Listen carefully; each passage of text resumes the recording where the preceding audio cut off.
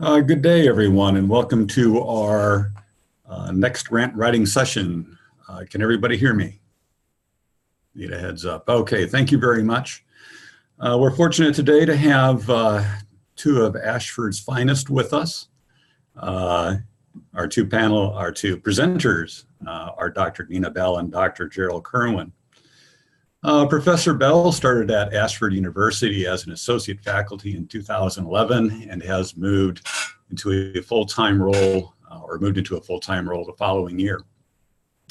Prior to becoming an educator, Professor Bell worked in the fundraising field as a certified fundraising executive, one of the highest certifications that the field allows. She has worked at various nonprofit agencies raising money through various means, such as fundraising events, estate planning, major gifts, and grants. She has written local foundation grants, receiving anywhere from $500 to $10,000 annually from funders. She has successfully written a $250,000 block grant through the Housing and Urban Development Program. She also wrote a grant to support a fitness program for children grades kindergarten through 7th in the state of Pennsylvania. This is a 8-year project that brought in a total of $80,000 to several school districts in northwestern Pennsylvania. She currently works as a program chair for the health education program and holds the highest certification in the field, the Master Certified Health Education Specialist. Professor Kirwan is the program chair for the Master of Arts in Psychology at the College of Health, Human Services, and Science here at Ashford. He holds a PhD in Ed Psych and Research and MS in Educational Psych with a specialization in adult education, a graduate certificate in Applied Statistics and Research in Education, a Bachelor of Arts in Philosophy and Anthropology from the University of Tennessee at Knoxville. His varied professional experiences include working as a research consultant, a psychometrician, child and family counselor, psychologist and case manager, psychological technician, and of course, a professor at the university level. Professor Kirwan lives in Knoxville, Tennessee with his daughter and son, a successful grant writer. He will brief you on the specifics of that as the presentation continues. So everyone, a warm welcome to Professors Bell and Kirwan. Thank you, Dr. Briner. It sounds better than it did on paper. So I'm going to talk today about funding, the actual budgeting process. But before I do so, I want to cycle back and again explain this whole Basic Grant Writing 101 seminars that we've been having. This is session 3 out of 4. And so let me advance my slide here. There we go. So here is your panel that has been presenting over the past couple weeks. And today again is Dr. Kirwan and myself. And we were going to be talking about budgets and sustainability, or evaluation rather. So here is what we've been through. You've learned already how to get started. You've learned about researching the grant process. And then following that session, you learned about the problem statement or a needs assessment. How do you determine what you're going to go after?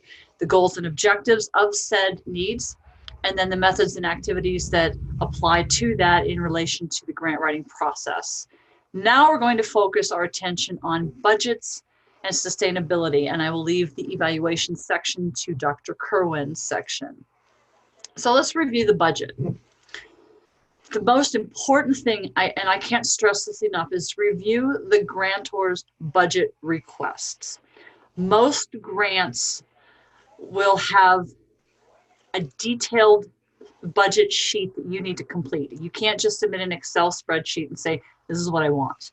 They will have a specific sheet that lists out their requirements. And those things could include salaries. If you're having a presenter come in and speak, they want to know how much money is going towards that. Program materials, marketing, and administration costs. I'll talk a little bit more about admin costs in a minute. But what I can't stress enough is that budget sheet. You cannot just go in and say, I need $10,000 and 50% is going to go towards marketing materials, 50% is going to go towards the program. That's not enough.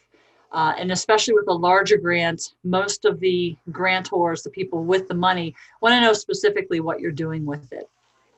So going down the list, this list that I have down here that most budgets include, some of them don't include salaries. So it's really hard to provide you with an example of a budget because every grantor is different. You might have a small foundation that has the most detailed budget, or you might have a larger foundation that just wants just a couple line items.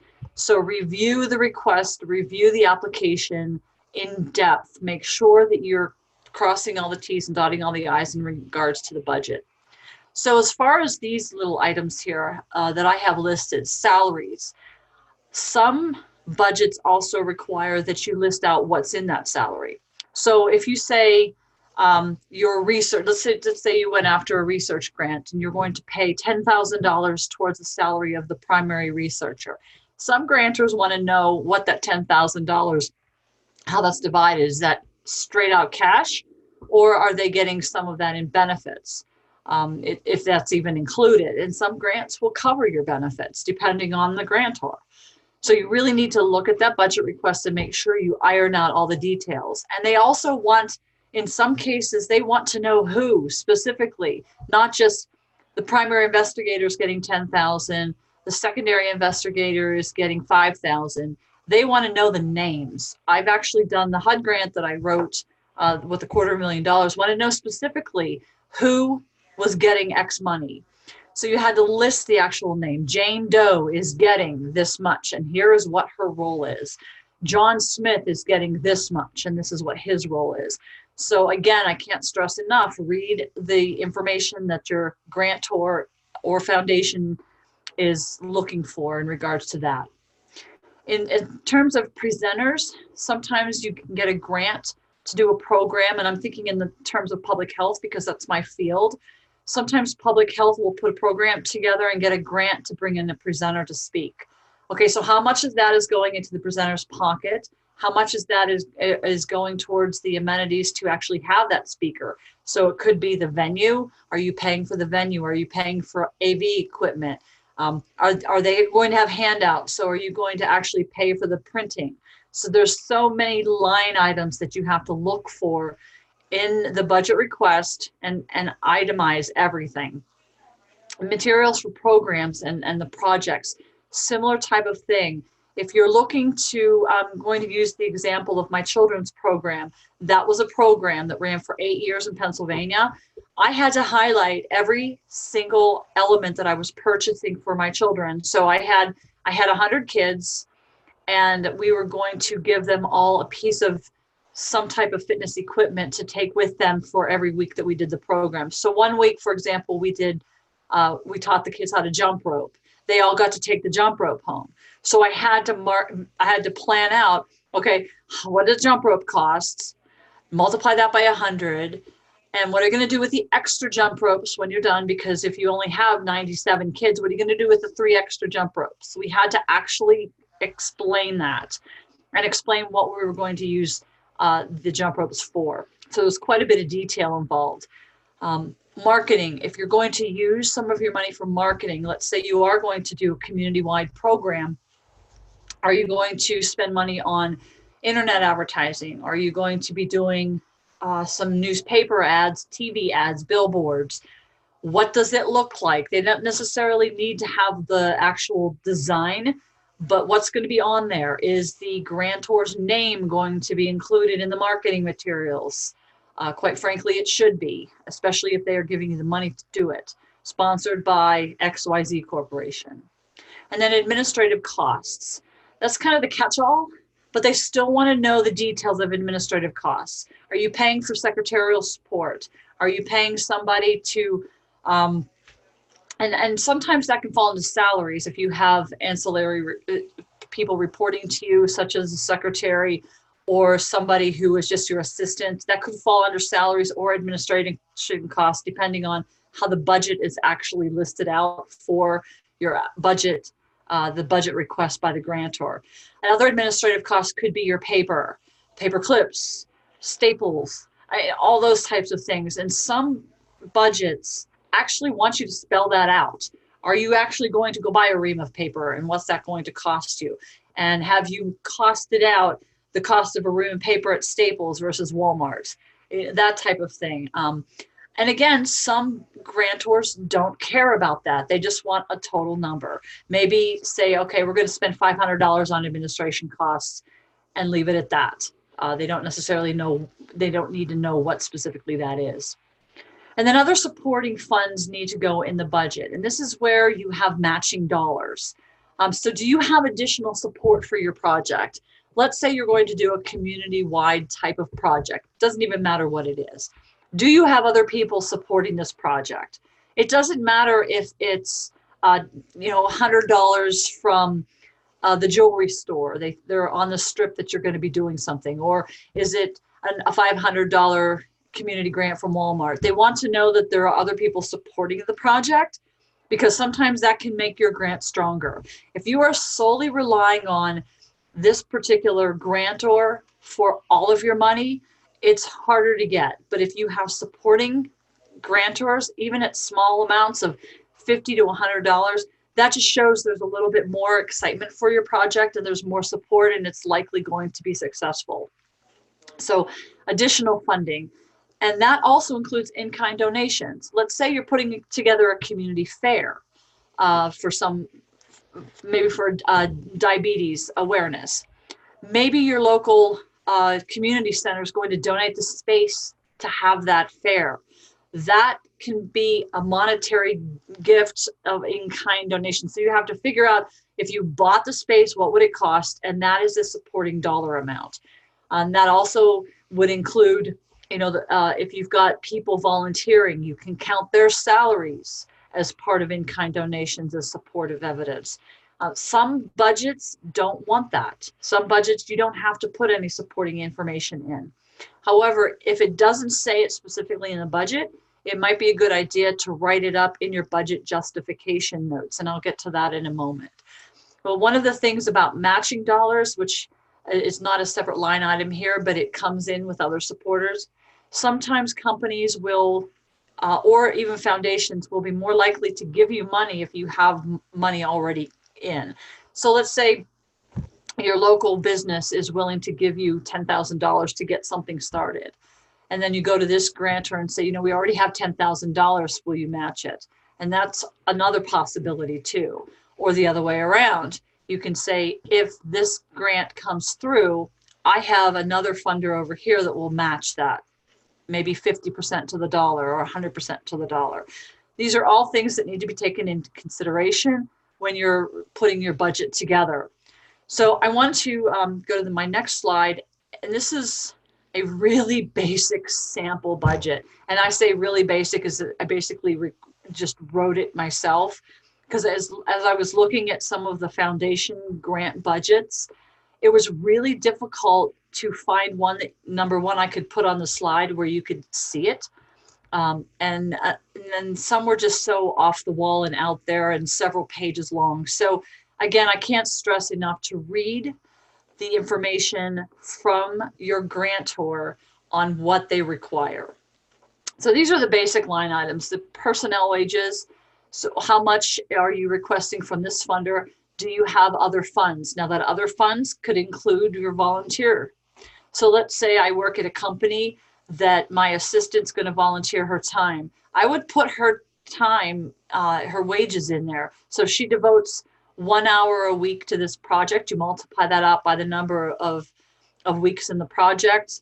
You can put a number to that as to what that would be for volunteer time, and list that there as volunteer. You could also say for equipment, if you have some in-kind donations coming in for, I'll use my jump ropes for an example. Let's say somebody had 100 jump ropes that they just gave me. I can list that down as another fund equipment came in. It was, $500 worth of jump ropes that were donated to me. That's the type of thing you want to list here. They want to see that you're not just relying solely on this one particular grant for all of your money. They like to see, even if it's a small amount, it's really important to list down that you have more community support than just this one amount. And that is especially true if you live in a smaller community. Consulting services is another line item. Let's say you're working on a research project and you need to consult with, let's say, a statistician. That might go there in that line item.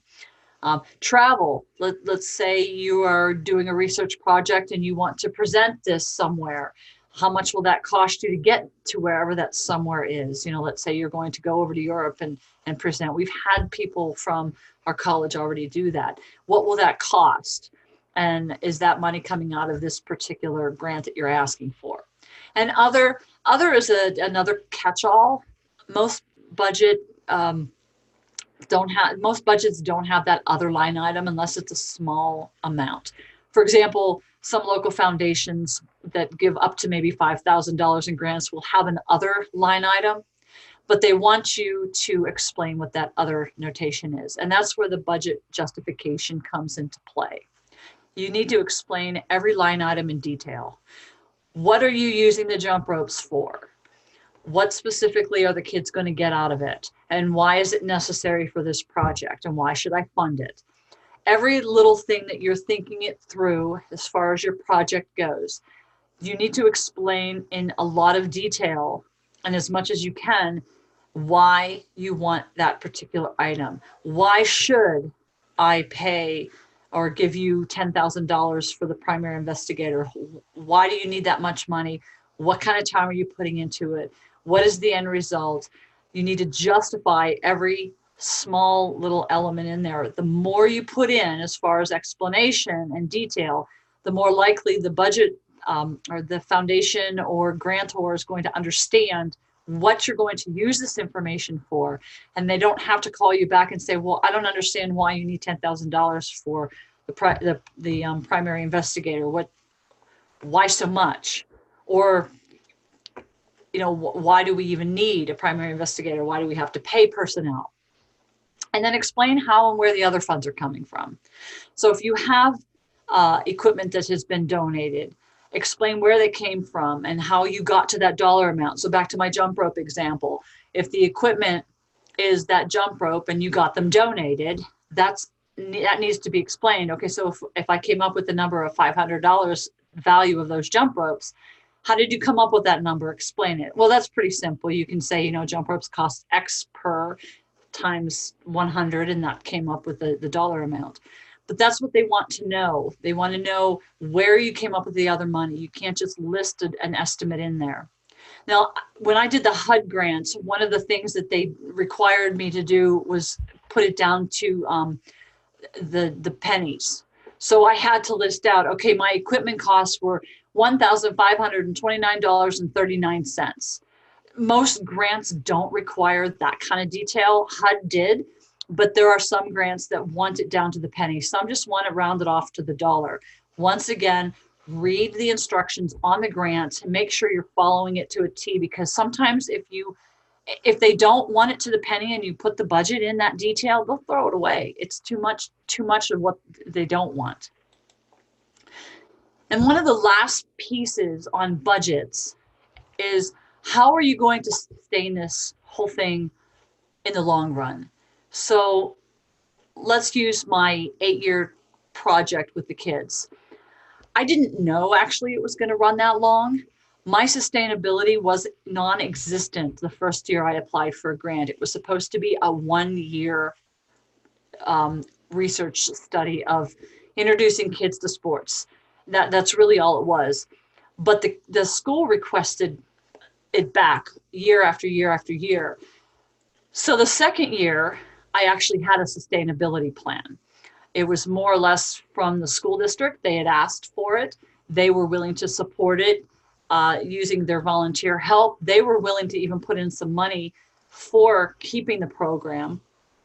And as a result, I was able to show my funder, which at the time was Blue Cross Blue Shield of Pennsylvania, that I had a sustainability plan because the school district put it in their plan as an activity for the kids. So, I mean, it would have gone on had I not gotten the funding, but it would have been able to be better with the funding. And as a result, every year for the next 7 years, I was able to continue to get $10,000 in funding to basically underwrite the cost of materials. That's all we did. We did not pay salaries with that. So that to me was long-term. I was able to show how this was sustainable. How is your project sustainable? Are you planning a one-shot deal? If it's a research project, maybe it is a one-shot deal, and you want to figure out the answer to a research question. But if you're doing a project in a community and you want it to continue, let's say you want to redo the sidewalks to be ADA compliant, and you're applying for a grant through some government entity, you can explain and use the sustainability of, okay, well, this supports the ADA. This is also long-term for people with disabilities. Here's how it's going to affect the community. That kind of is an easy example. Some of them aren't so cut and dry. How are you going to be able to maintain your project over the long run after this money runs out? And that's something you have to ask yourself. And if you don't, if you plan on this being a one-shot deal, you need to say that as well. There is no sustainability. This is just a 2-year project. We're going to end it at the end of the grant time. And that's important to state, because you don't want them to think this is going to continue when it's not. And do you have other sets of funding? Is there an annual fund in the budget to support it? Are you eventually going to wrap this project into a general budget? So if the university starts a project with a grant, are they eventually going to be able to put it into their general budget to keep it going if it is successful? These are things to be thinking about. And this is where strategic planning of an organization comes into play as well. Because if you don't have a solid strategic plan, you don't have sustainability in terms of asking for money, unless it is like this one-shot, 1 year or 6 month deal. And that's a whole different type of game. Excuse me, Dr. Bell? Yes. Here's a question for the audience. Mm-hmm. Will you have to include the benefits for employees? If the employees are part of the project and they are getting paid through the grant and their benefits are being paid through the grant, yes. Okay. And do you need to have a relationship with the funder? Not necessarily, but it does help. It does help. In my case, with the 8-year program I did in Pennsylvania, I had a great relationship with the funder. I'd say once a quarter we went out to lunch. But that's because I was a professional fundraiser at the time. It was my job to do that. If you're just asking for money, you don't necessarily have to have a relationship, but you do need to keep in contact with that person and give them updates on a regular basis. So that would be the bare minimum as in terms of relationship. I hope that answers the question. Is there any more, Olivia, before I continue? Not at the time. Thank you. You're welcome. Mm-hmm. And then the other sustainability piece is, do you have the resources, staffing, administration, and materials to continue the project? Some of the things you won't have, and it's okay to say you don't have, and that you're still continuing to look for it. But what a funder is looking for in sustainability is the fact that you're not going to come after them every year for the same thing over and over again. They want to know that you're working to make this a part of your company, corporation, your daily business, if that's what the plan is. If the plan is only to do a 2-year project, you'll end it at 2 years and be done with it. So you need to make that very clear. If there is no sustainability over time, then that's fine. You just need to make sure that that's perfectly clear. This is a one-shot deal. But if you are doing a project, like I said, my children's program, it intended to be 1 year, but the school district wanted it. I was able to show sustainability because of the support I had from the community and the school district. So that basically ends my part of the conversation on budgets and sustainability. And I will stop sharing because Dr. Kirwan will take over from here and continue with the rest of the presentation. Dr. Kirwan. Before we switch to Dr. Kirwan, I have 2 other questions for you. Okay. How do you create a relationship with a funder, and does the organization have to raise money for sustainability? Okay, let me answer the second one first. The organization should raise money for sustainability, whether that comes from another grant for a partnership or through maybe individual donations. It really is important to have additional supporters rather than relying on one specific funder for the same thing over and over again, because then it just becomes their project. The other side, to create a relationship with a funder, that's a whole field of study. I mean, that's what I did full time prior to coming to Ashford. It has a high burnout rate. They're called fundraising executives. You start by calling your funder, talking with them, asking for a meeting, go and meet them, chat with them about what they like to fund, what their needs are. Always start with them first. See if there's a match with what you're trying to do. If there is, request another meeting and just keep building that relationship over time. It does take time. It's not like you can just give them a phone call and say, hey, I'm looking for $10,000 for XYZ. They're not even going to take your call. Building a relationship takes a lot of time. And that's how I found I was most successful. And after a while, I was able to just get on the phone to my friend Jim and say, hey, Jim, it's that time of year again. Can I have $10,000? And the check arrived. But that's not how it started. Thank you, Dr. Bell. Thank you. Jeral? Can you see my slides? My view is different. Is it showing? All right, great. And you know, there's nothing more exciting than budgets and program evaluation. This is so exciting. But, you know, no one really wants to think about oversight as their goal in the program, in the grant, but it's necessary. And the reason it's necessary is because there's many stakeholders. And these stakeholders include the folks that give you the money, the super important stakeholders, but they also include the sponsors, like the folks that you've built rapport with that are interested in your program, that are sponsoring in other ways, such as just reputation and getting the word out, the marketing, and there's a lot of that going on. Your participants are stakeholders, the folks that are benefiting from the grant. And, you know, the people that give out money want to know, how are you spending the money? What are your budgets? They also want to know, is this program doing what it's supposed to? And so my experience have been on different type of grants.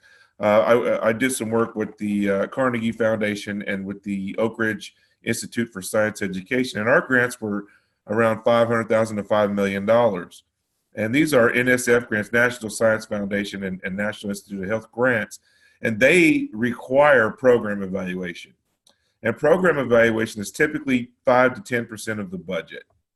Now, what program evaluation is it's a really formal, methodological, super interesting. I know you all are excited to learn about the statistics and things that we use, the qualitative research we use, but basically it's a methodological way of making sure the program doing is what it's supposed to. And that was such a mouthful, I barely got it out. So let's go forward.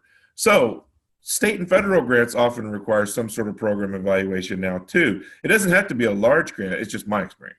You know, some of the smaller grants, 25,000, maybe they want to make sure there's program evaluation involved, and so $2,000 will be a part of it or something like that. So the reason that they do this, just as Nina mentioned about the very detailed line items, you have to have very detailed line items, and the program evaluation also has these similar line items.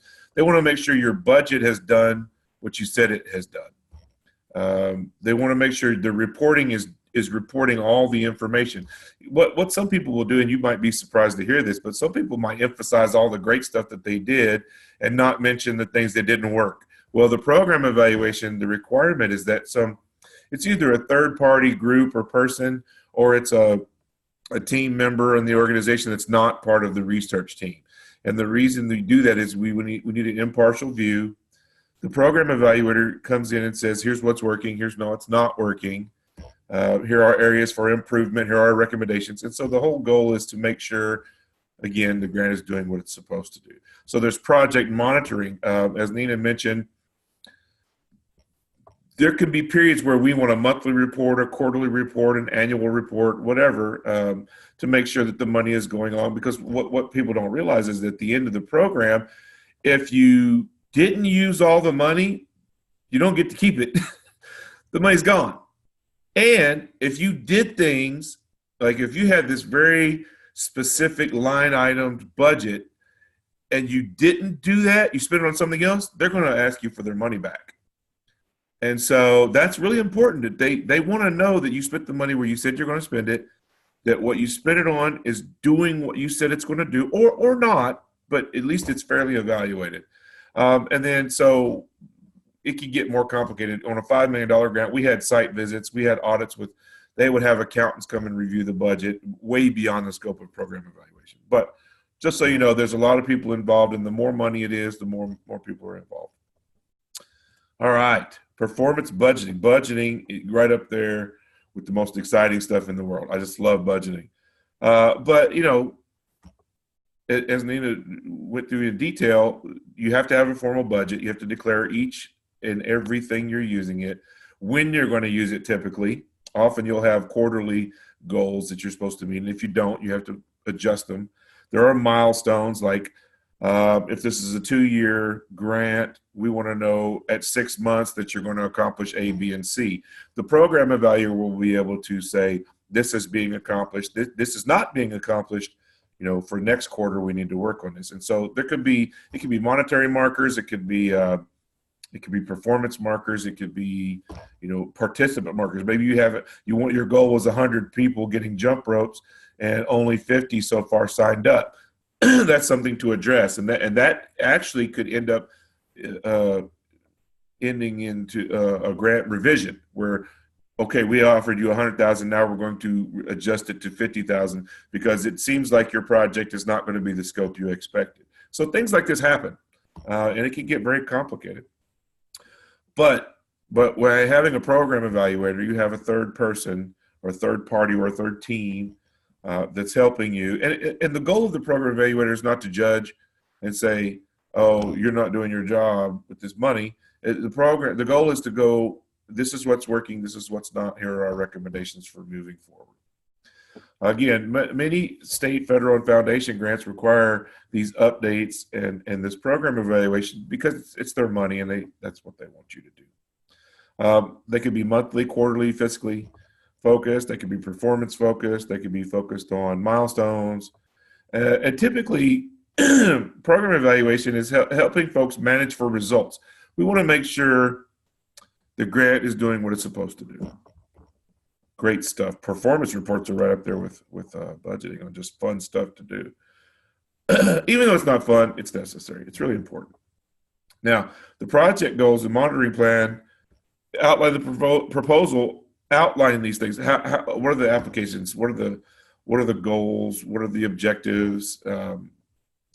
Often we use logic models. A logic model, I wish I had given an example. A logic model is a very formal way of outlining who the stakeholders are, and you sort of can map it. It's a great picture, and I'll add that to my one page, which will now be 2-page summary at the end of this presentation, so you can see what one looks like.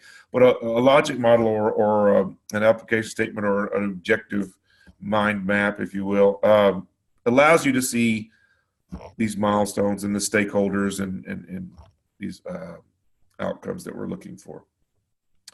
Reports can include the evaluator's report. It can include the PI's, the primary investigator's report. It could be reports from sponsoring agencies. Perhaps you're doing this exercise program in partnership with the YWCA. The YWCA will also have a report, even though they're not funding the project, they are sponsoring the project in that your project's happening on their grounds. So they will have their own report. You know, what are they seeing? Is it improving their attendance? Do they see some benefit from your program? And then an annual performance report, that's typically tied into everybody's all together, including a subsection on program evaluation. Again, the goal is to, you know, very clearly show that you're doing what you're saying you're doing. And not only is that important to keep the grant and not have to pay it back, but it's also important, as Nina also mentioned, in building those relationships, because once you have these relationships, the chance of getting a grant like an NSF or NIH grant for $5 million is about 6%. It's a really small chance. I mean, it's really competitive. A lot of people want $5 million. I know I do. But after you get one, the next time it's 12%. The next time it's 18%. Once you start building this rapport with all these stakeholders, they know you, they know what you're doing, and you know what you're doing. You know how to write these plans, and so you make them happy and they like you and you get more grants. So that can be important. And then every once in a while they'll have a site visit. Now the grants that I worked on were one of the stakeholders was the Department of Energy, and the Department of Energy likes to spend money on site visits. And so we would get quarterly site visits. They would come out with a team and they would just monitor everything to death because it's government, and government likes red tape, and red tape is important to them. So you can expect it on a $5 million grant. On a $50,000 community grant, probably not going to get too many site visits.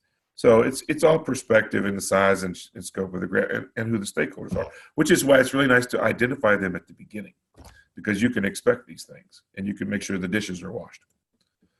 The project assessment.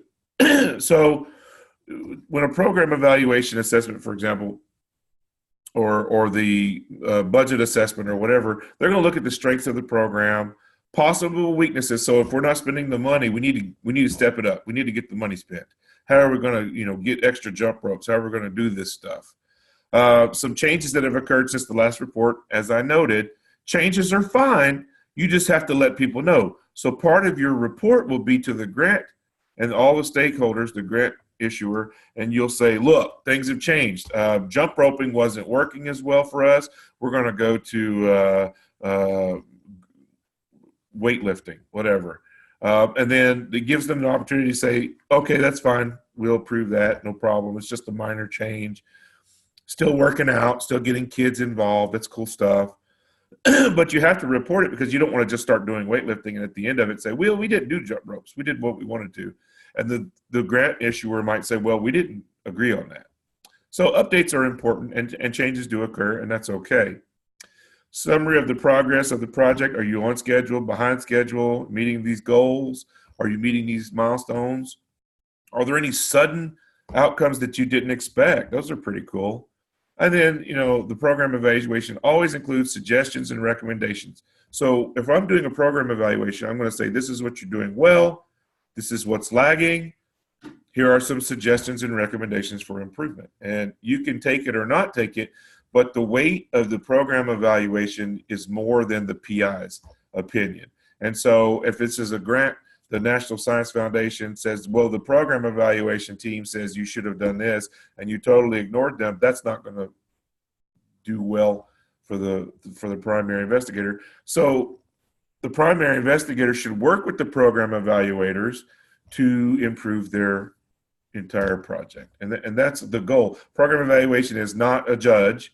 A program evaluation or evaluator is a sort of mediator between what's going on and what should happen. So what is a program evaluation? It's an assessment of the project, as we sort of went through. Are you meeting the objectives? And it requires systematic analysis of data, and I'm not going to dive into it here because it can be all kinds of things, but anything you know about research, quantitative and qualitative, program evaluators do the same thing. So program evaluation is a form of research. Some of my colleagues out in the world will disagree with me, but it is research, and the reason it is because we use systematic analysis. We start with a hypothesis, and we end with our results and conclusions. So even though performance measures aren't always considered scientific in nature, we do look at that. And these analyses can include some lovely graphs and pictures. And if you want an example of a nice program evaluation, I've got one I did for the Department of Energy that's 340 pages long. I'll be happy to send it to you.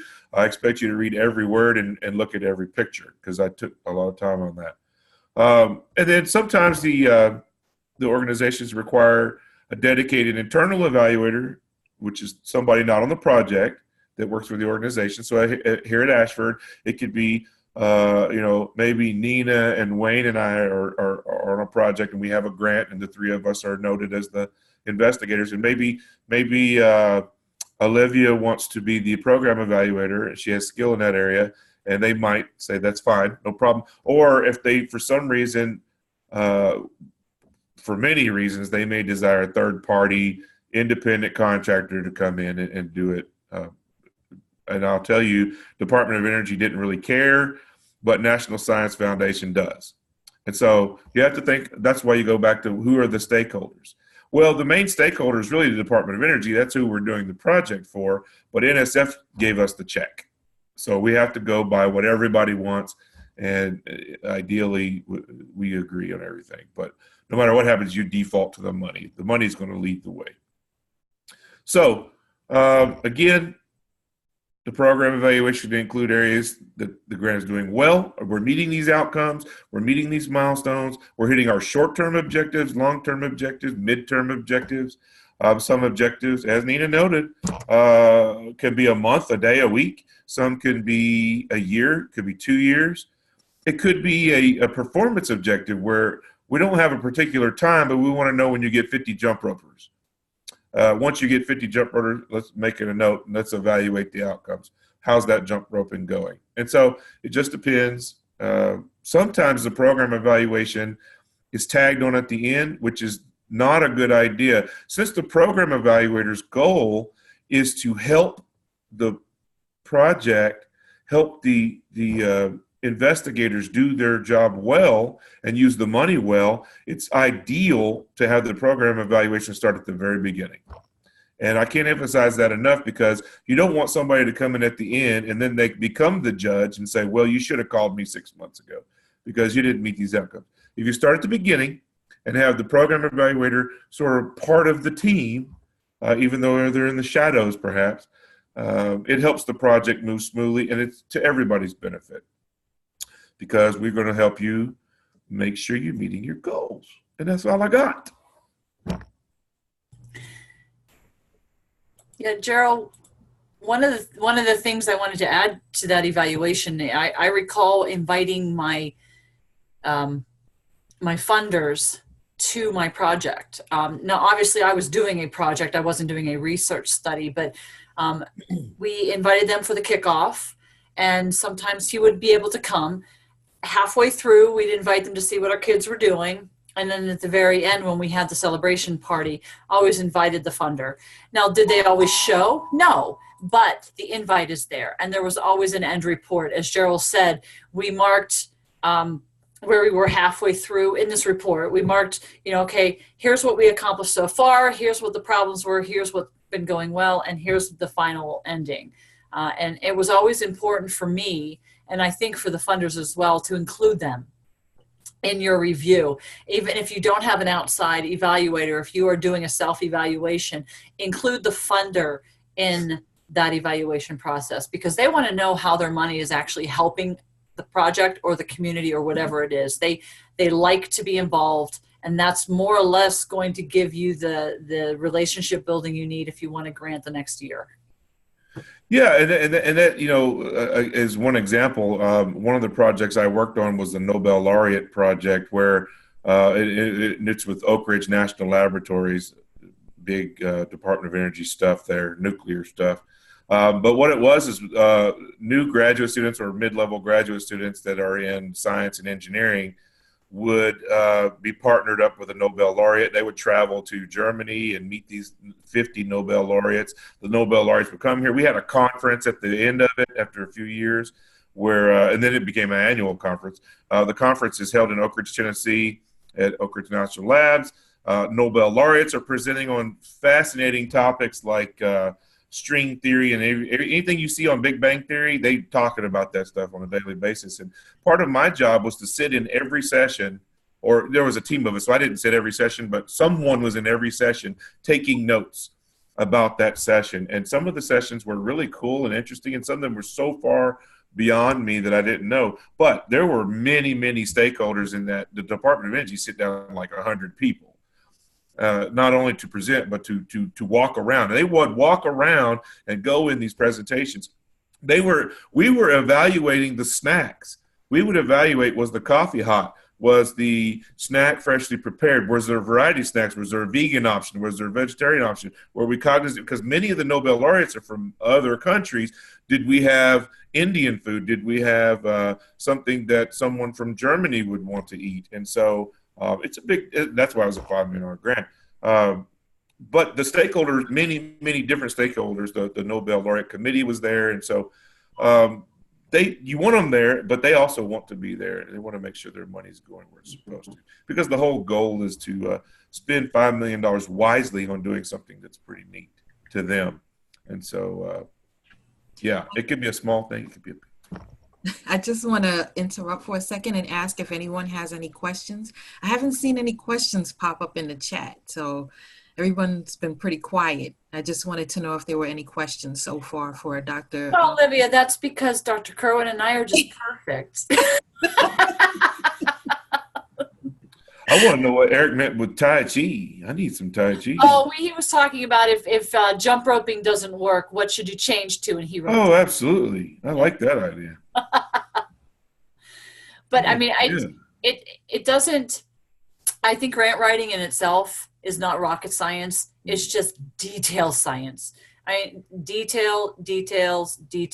Include everything, including the kitchen sink. You want to leave no stone unturned, and especially when you're dealing with the budget. And as Jeral said, the evaluation, include what went wrong. And not everything is going to be perfect. So.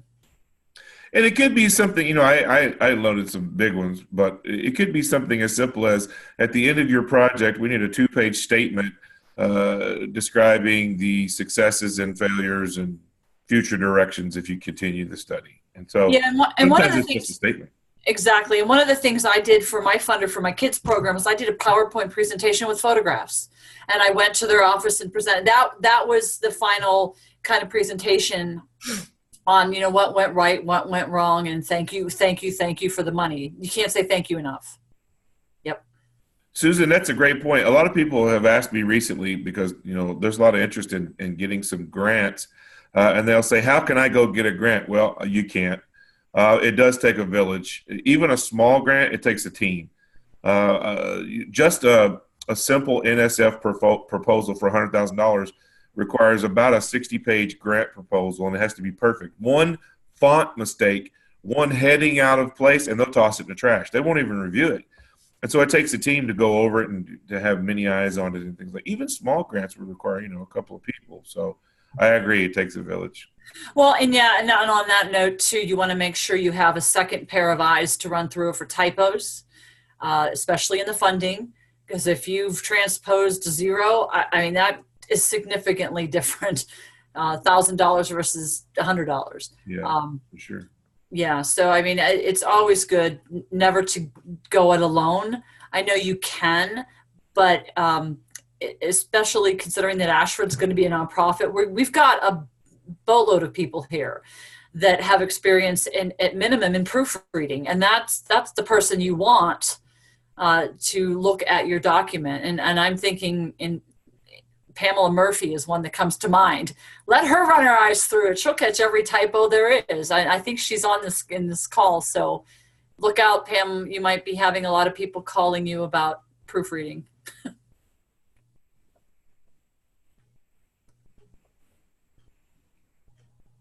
Yep. Awesome stuff. Yep. Hey guys, this is Wayne. Can I chime in? Yep.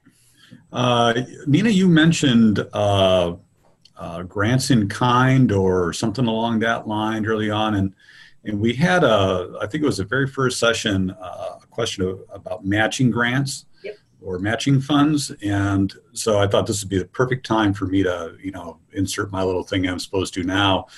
And that is what you'll find in some situations is that a granting agency, they want to give you money, but they don't want to just give you money. They want you to be invested in the project, and so they will ask for matching funds. Agencies love and hate matching funds because matching funds double your money. NSF wants to give you wants to give $50,000 away to develop a laboratory. 25 of that will come from them. 25,000 of that's got to come from the university. So the university loves it. It doubles their money. They hate it because they got to come up with a 25 grand somewhere. And so there's that. But there are a lot of agencies outside of the federal agencies that understand that small organizations and nonprofits can't always come up with that kind of cash. So that's why they want matching in kind. They want to see that you're contributing, let's just to be consistent, they're going to give you $25,000. They want to see $25,000 in something from you. And that's usually time and effort. That, you're going to have $25,000 in Wayne Briner is going to be working on this project. That's what he's going to be doing. Or it might be $25,000 of supercomputer time, or $25,000 in something or another. It's a way that agencies will make sure that they're not just giving you money, that you've got an actual structure, a program, and increases the likelihood of its success. Now, how you deal with that in the budget section, I will leave that to Nina Bell, because that was always just an enormous headache. So anyway, that's my 2 cents about matching funds. And I will add that, the connections that you're speaking of, that's why there's usually many stakeholders. So, the NSF, National Science Foundation, will say, okay, we'll give you $5 million, but you don't just write a grant and say, this is a really cool project. I want to see if somebody's going to give me some money. NSF has some stipulations. We want you to do this and this and this and this and this with our money. We want to make sure you're accomplishing these 5 things. And so that would require, okay, make sure the Nobel laureates are on board with it. They're investing their time as mentor. Make sure that these hosting institutions, these universities where the graduate students came from, are on board with it. And they're not necessarily giving money, they're giving resources. They're giving graduate students, they're giving laureates, they're giving the stability of knowing that there's 20 universities involved in this project. So the more stakeholders you have, it boosts the meeting the needs of the NSF. And that particular project, NSF would never have given money to ORISE just to run out there and collect data. They want to see something specific happen. And it was in the call for proposals. We want to improve STEM research. We want to make connections between seasoned researchers and new researchers. We want to do so and so and so and so. So we had to adapt our project to meet the needs of NSF. So NSF gave money. They also gave required outcomes. And so then that's where it starts getting into this lovely dinner and not just cheese and bread. Yeah, one of the things that I think is really important in terms of getting more than just one grantor is, especially for an event, and I'm just sitting here as Jeral was talking, the Colorado Bike Classic just took place this past weekend, and we went up to watch it. I do have a point. And along they cordoned off the road with barricades. And they had banners hanging down these things with sponsors galore. They had one lead sponsor, VF, and I don't remember what that stands for. As soon as they got that lead sponsor, everybody just jumped on board, and they had a lot of money. So I think once you get one person and say, we're talking to X, Y, and Z, people will just jump on board to support a project. And it's very similar for those types of grants. Now, obviously, this is a special event. It's a different type of fundraising, and the money doesn't go to charity. It goes to the bike riders. But all that to say, the more you can get, the more people you can get involved, the better chances are you're going to be able to pull in more money. People want to jump on the bandwagon when it's a successful event. That's just what it is. Well, I just wanted to let everyone know we have 4 more minutes. So if there aren't any questions, we can probably give back that time. I'm fine with that. Okay. Thank you, everyone.